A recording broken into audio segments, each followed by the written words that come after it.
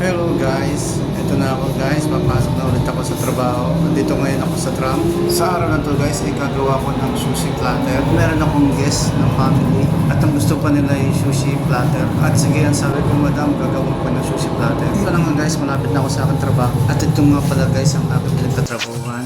At ang pangalan niya ay Silip Isakaya, Japanese restaurant. At maya-maya lang guys, darating na po ang aking customer na nagpagawa ng sushi platter. At ito na nga guys, inumpisahan ko na gumawa kasi medyo marami po siya. Dalawang klase nga palang aking gagawin ng sushi platter. Isang maliit at isang family style. Hassle nga ako dito guys kasi mag-isa lang ako. Tapos mamaya ay may booking pa kami, 50 katao darating.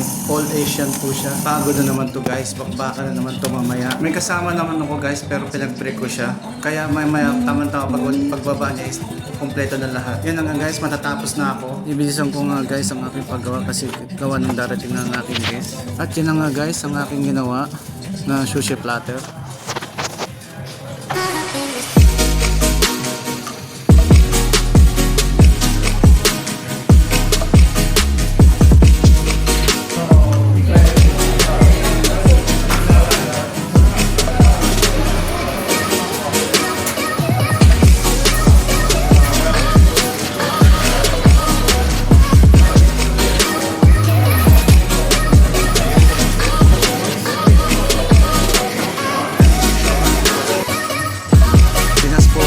Guys, kasi masyadong mahaba. See you my next vlog guys. Bye.